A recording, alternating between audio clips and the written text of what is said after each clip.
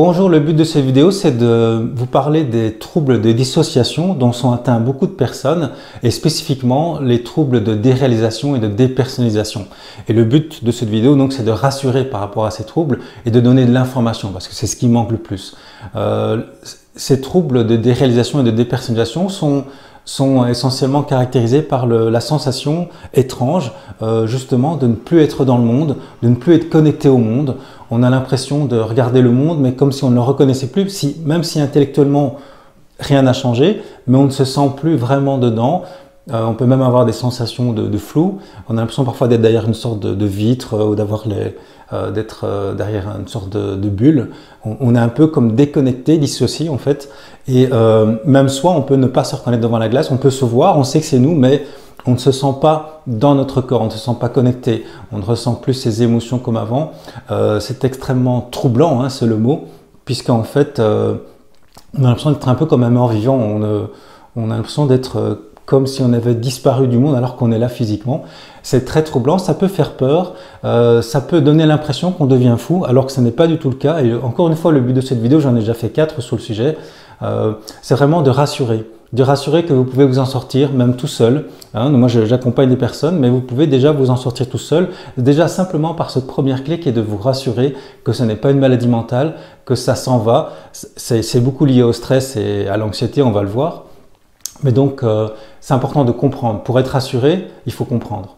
Et je vois malheureusement dans les gens que j'accompagne en ligne, hein, que ce soit en Belgique, en France ou en Suisse ou d'autres pays, ils me disent « mais moi j'étais voir un psychiatre, j'étais voir un psychologue, un thérapeute, ils connaissent pas, ils savent pas ce que c'est, ils me regardent même bizarrement, ou alors ils me donnent des anxiolytiques ou des antidépresseurs. Le psychiatre il connaît un petit peu parce que c'est dans le DSM-5, le manuel des troubles psychiatriques, il dit ben voilà prenez ça, mais ça va pas plus loin et souvent ça peut même avoir des effets pires puisqu'on ne se sent pas compris. On peut même avoir l'impression de devenir fou et puis de prendre des médicaments comme des antidépresseurs. Certains d'ailleurs peuvent même maintenir des troubles de dissociation, ce qui est encore plus embêtant. Donc il y a souvent une incompréhension et le but vraiment de cette vidéo, c'est encore une fois de rappeler, hein, j'en ai déjà fait 4 comme j'ai dit, mais c'est vraiment de vous rassurer sur le sujet et de donner encore quelques clés d'information supplémentaires.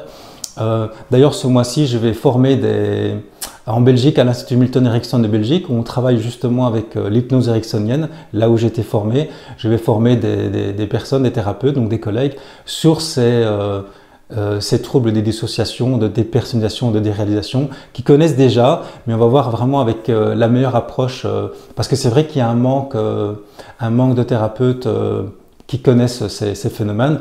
Et le mois prochain, je vais d'ailleurs aussi à Cracovie pour l'hypnose, le congrès mondial d'hypnose clinique et médicale, où justement là ce sera en anglais, mais on va échanger là-dessus. Je vais faire une présentation sur ces troubles de déréalisation et de dépersonnalisation et comment les approcher au mieux, notamment grâce à l'hypnose. Parce qu'il y a vraiment une incompréhension et quand on ne comprend pas, ça fait peur.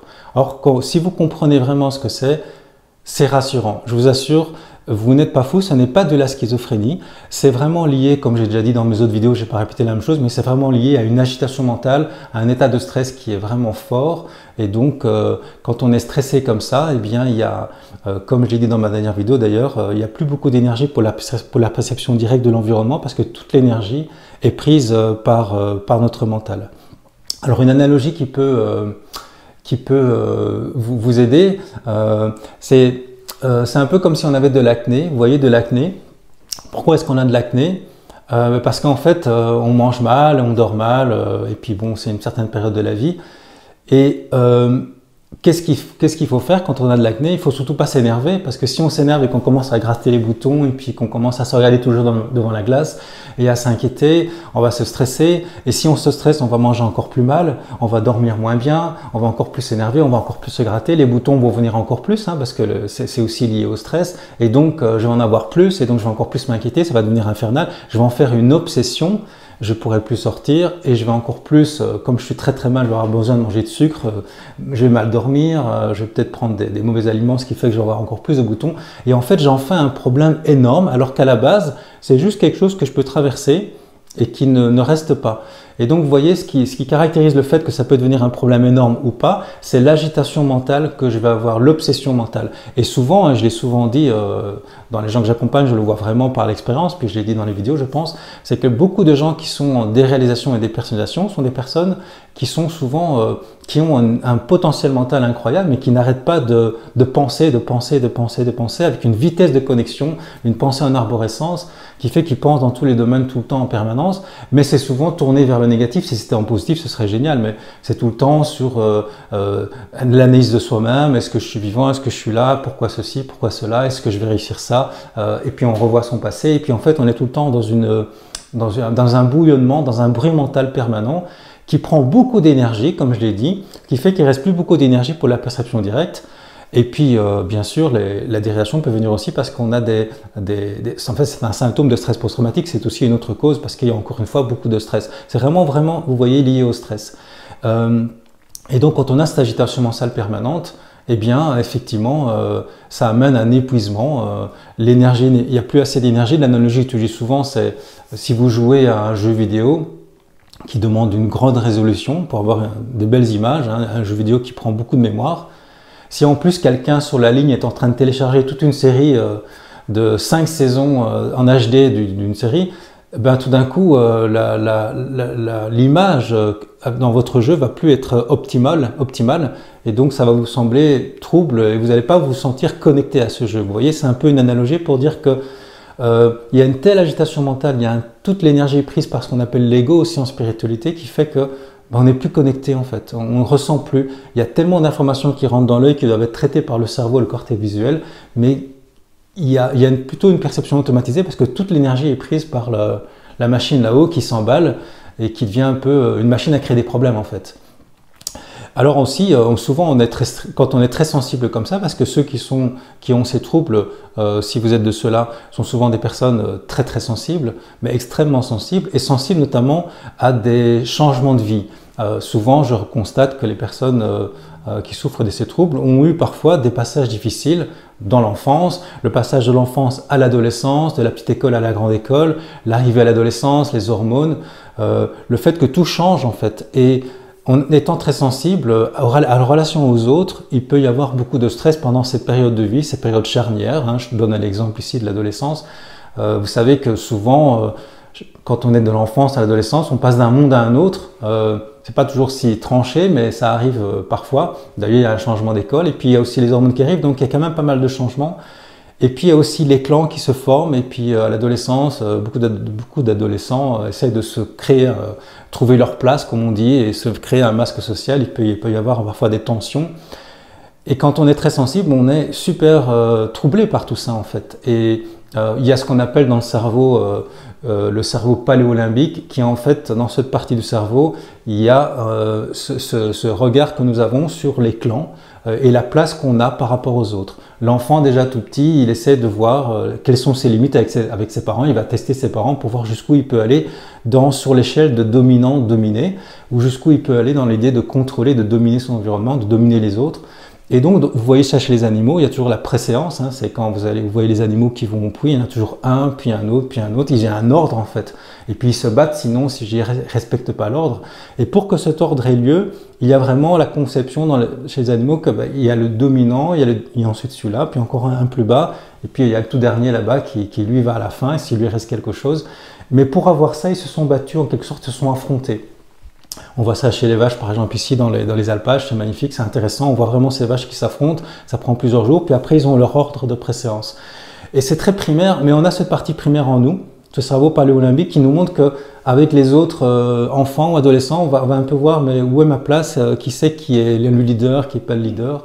Je donne juste cet exemple pour montrer que c'est un des éléments, mais il y en a plein d'autres, qui peut créer du stress. Et donc, comme on est très sensible et qu'on a un mental très agité, eh bien, on peut très mal le vivre. Donc, encore une fois, mon message, c'est de rassurer. Ça veut dire que si vous comprenez d'où ça vient, c'est un état de stress très fort, d'agitation mentale, un peu comme les boutons. Eh bien, il suffit d'apprendre à lâcher prise avec ce mental. Alors vous voyez, mon message, il est vraiment de comprendre d'où ça vient et d'être rassuré en fait sur le fait que c'est surtout essentiellement une trop grande agitation mentale, un état de stress dans le corps qui peut venir du passé, qui peut venir de ce que vous vivez dans le présent, qui peut venir de ce que vous inquiétez pour le futur. Hein. Ce stress peut venir parce que vous êtes beaucoup dans le futur, mais tout ça c'est souvent mental, c'est un problème mental. Ce n'est pas une maladie mentale, ce n'est pas de la schizophrénie, ce n'est pas de la folie, mais c'est simplement un état d'anxiété généralisé. C'est ainsi que c'est décrit d'ailleurs dans le DSM-5 qui est le manuel des troubles psychiatriques, la Bible des psychiatres. Mais ils sont souvent démunis en termes d'accompagnement, de thérapie par rapport à ça, beaucoup d'entre eux malheureusement.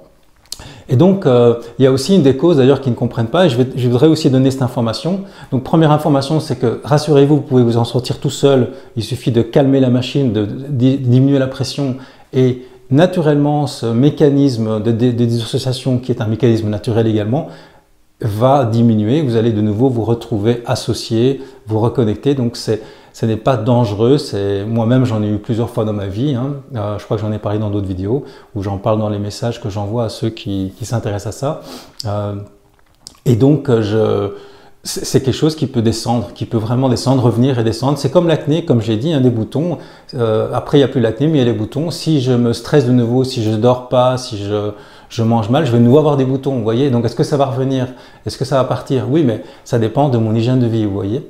Alors il y a je vais terminer par une autre information que je n'ai pas encore donnée dans les 4 premières vidéos sur la déréalisation et la dépersonnalisation, c'est qu'il y a un certain nombre de personnes, c'est plus rare, c'est une petite partie, je dirais, je sais pas, c'est peut-être 20% des gens qui viennent me consulter pour ça, dans mon expérience en tout cas, de thérapeute, c'est qu'en fait, ils ont, en plus de cette agitation mentale déjà qui est là, il y a une autre cause de déréalisation, c'est qu'il y a une sorte de don, je dirais, moi je appelle ça un don, moi je trouve ça positif, c'est un don, c'est une capacité que nous avons parfois à voir le monde sans les filtres du mental.